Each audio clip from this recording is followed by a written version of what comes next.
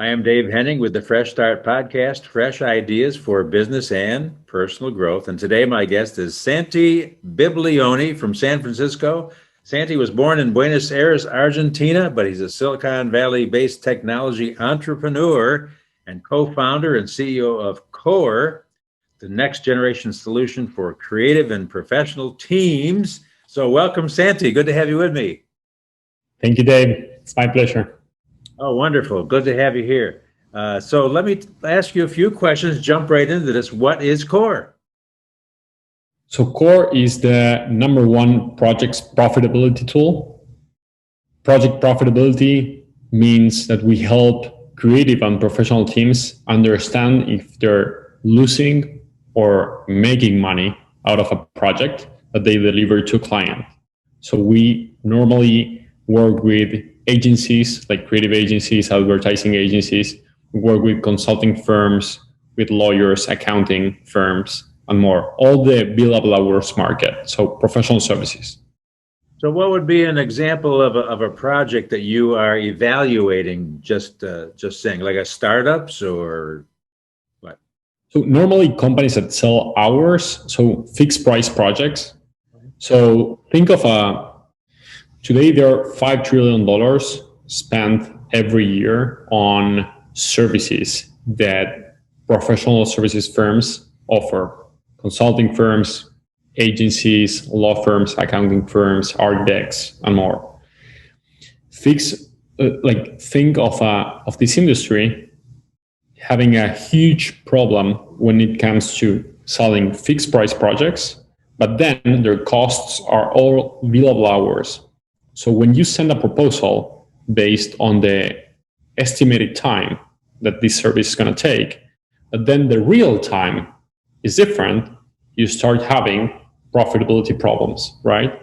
You have a fixed price project, and then you have variable costs, their hours, that if they increase, when you have reworks, like changes that your clients require, you have problems on profitability. What we help these companies with is to predict with AI profitability so they can renegotiate better fees with the clients.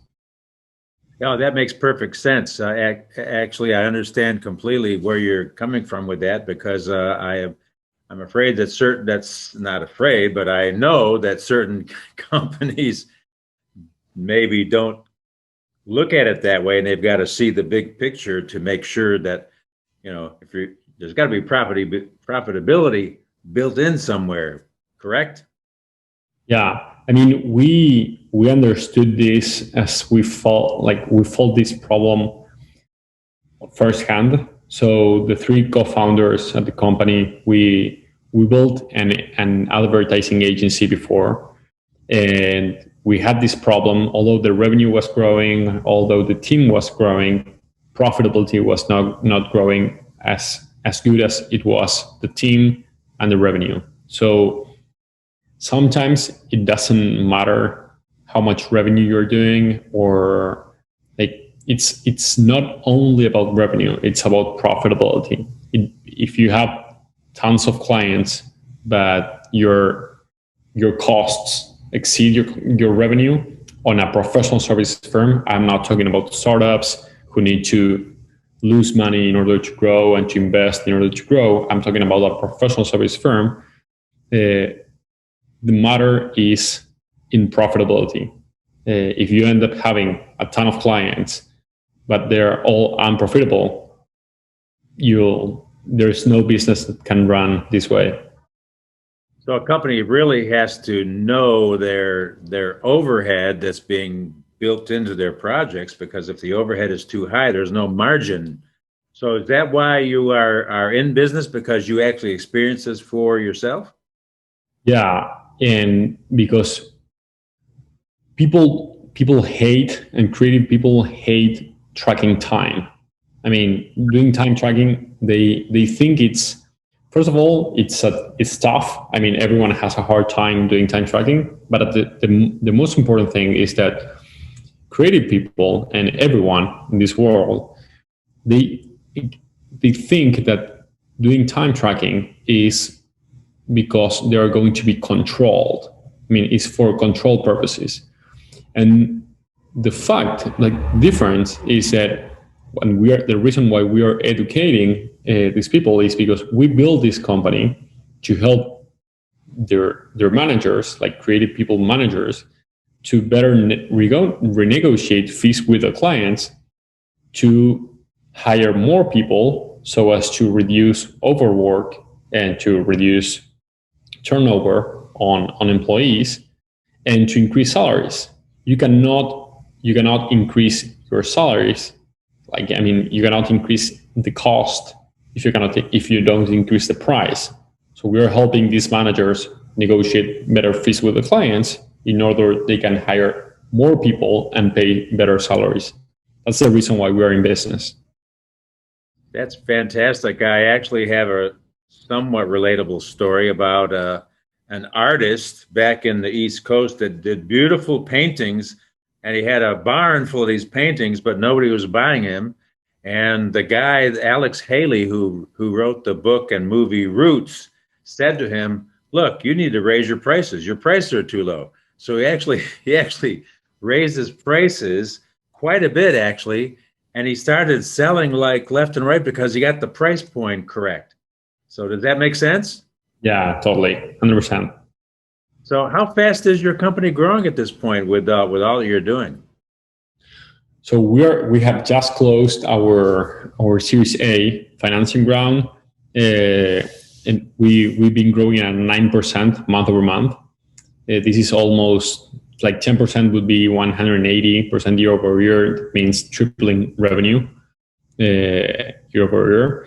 And now our goal with these new hirings and the deployment of this capital is to put this number above this 9%.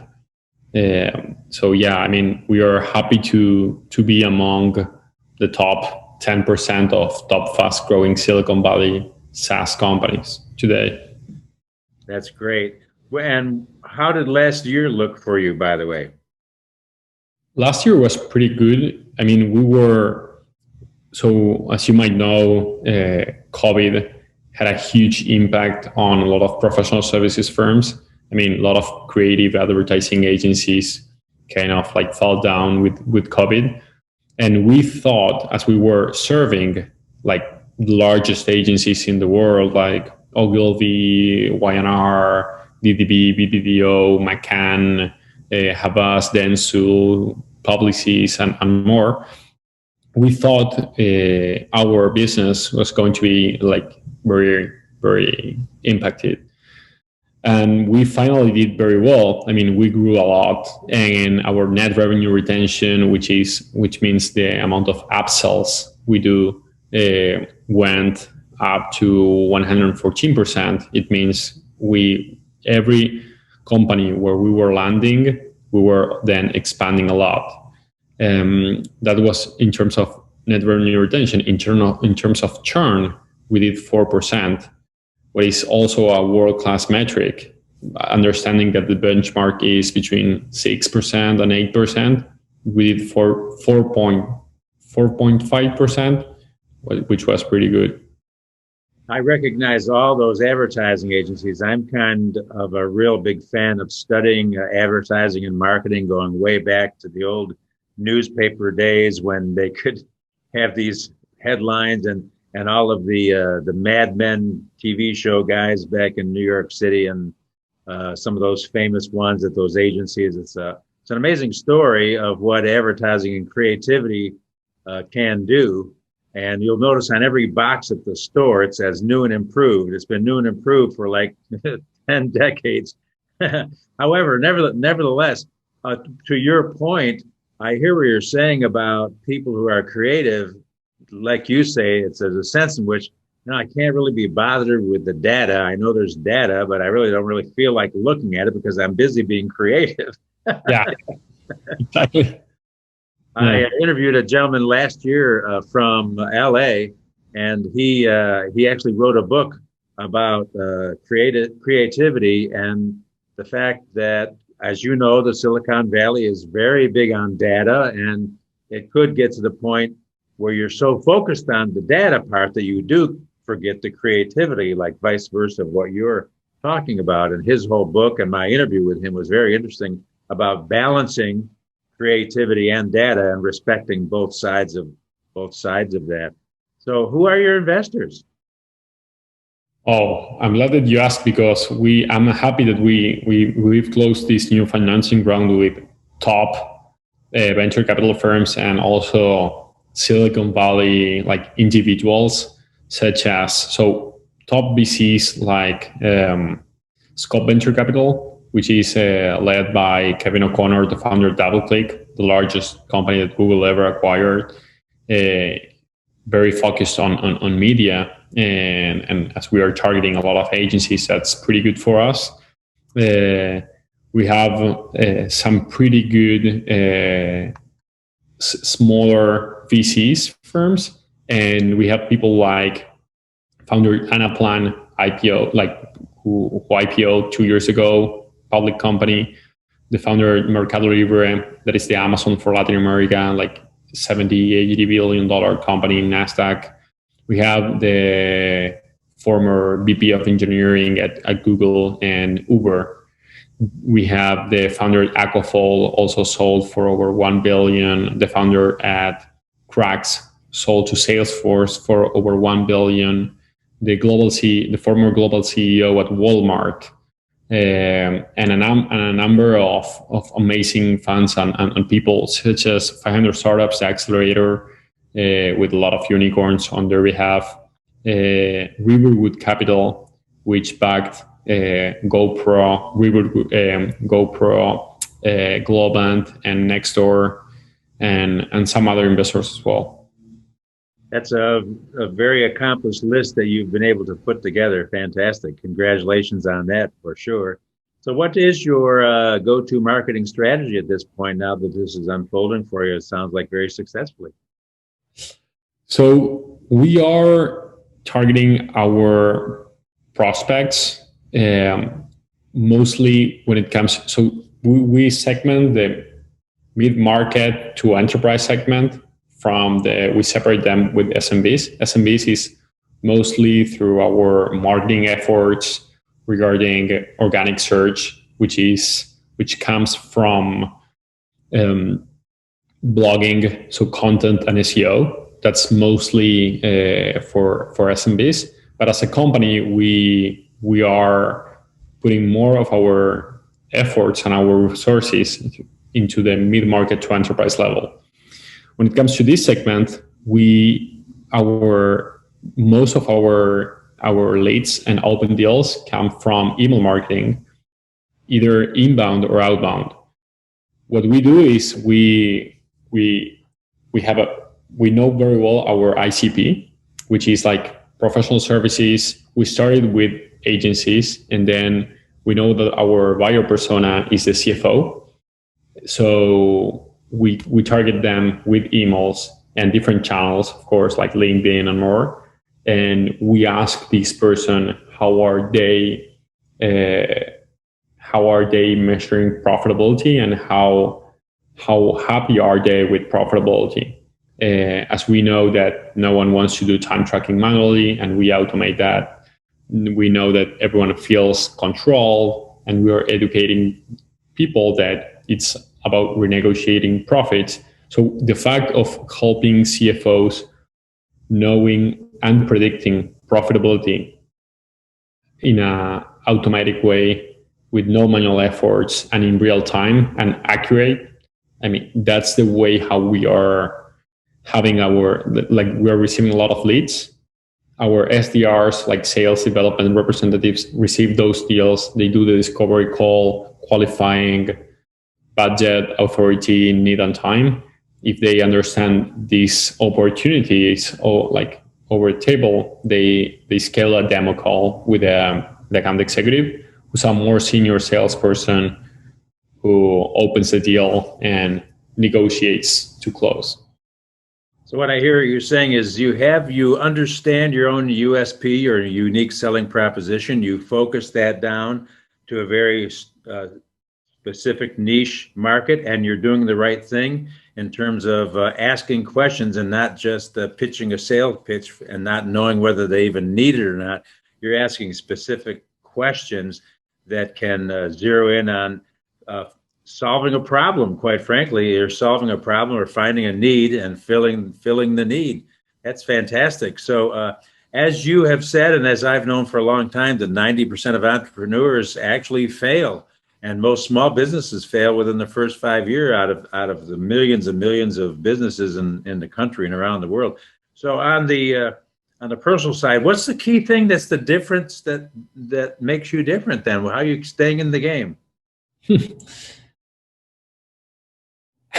I think that thinking, like playing bigger, I mean, I think that's important. Like, entrepreneurs need to think bigger than what they are thinking today, and that requires most of the cases to take a lot of risks. But the most important thing is to be resilient. I think that people will give as granted, for example, U.S. entrepreneur, like North American entrepreneurs would give us granted that they were born here, they speak perfect English, they have an interesting network in the U.S. And for us, we're a lot of people that we made a huge effort and investment to move to the US, to have a good English, to build our network here. And it's way harder for a lot of people like me.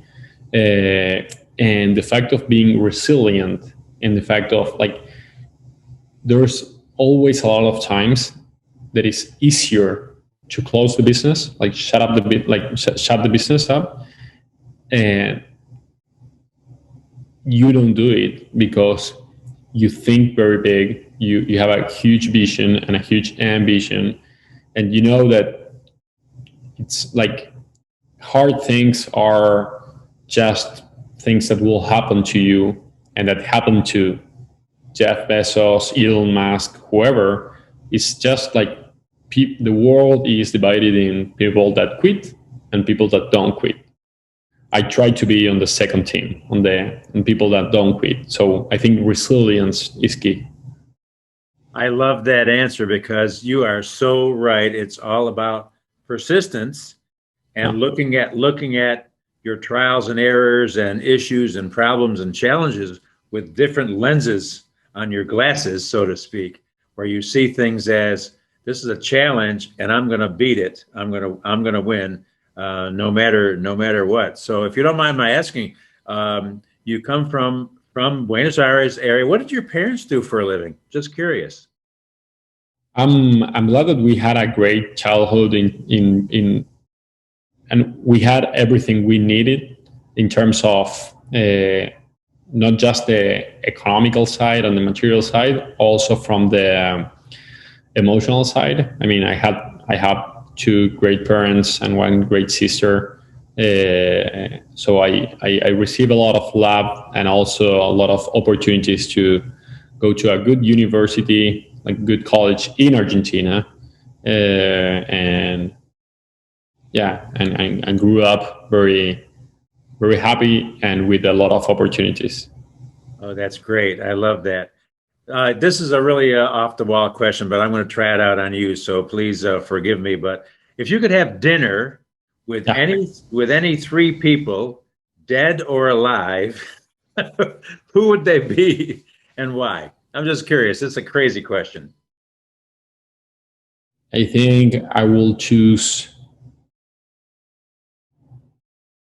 my wife, my baby, and if there's three, and myself, so the three of us. And probably it's funny because they're all alive. They're here at my house, and I really appreciate. I never give for granted the fact of having a great wife and a great baby. Yeah, That's powerful. That's very powerful, and it says a whole lot about your character, which is all we've got, really, when you think about it. So I'm speaking with Santi Bibiloni, and Santi is the CEO of COR, and he's got a lot of stuff going on, really, really cool stuff to manage data for people that really don't want to pay any attention to data and help them out to be profitable.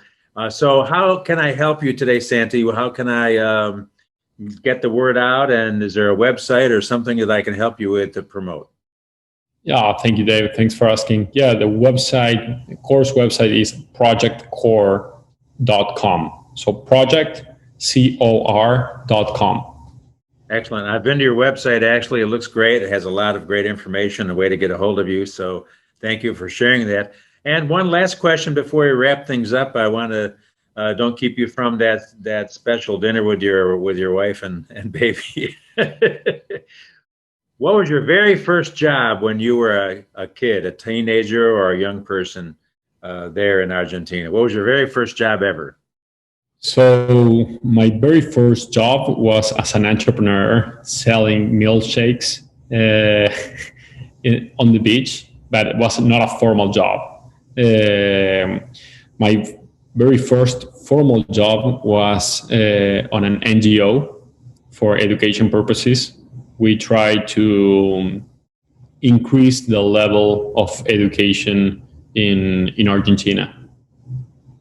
Oh, that's fantastic. I actually interviewed a guy in Texas who's from Spain, and he's doing a big NGO nonprofit, a similar kind of a thing for children in poverty, and he teaches them how to become entrepreneurs. It's a fantastic idea.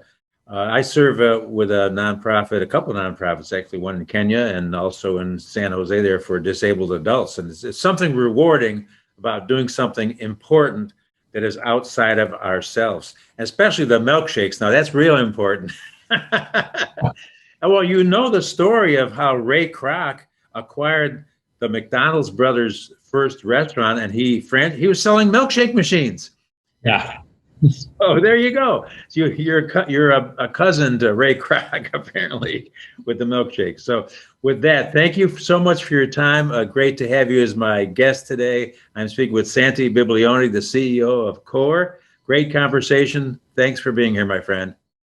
Thank you, Dave. Appreciate it.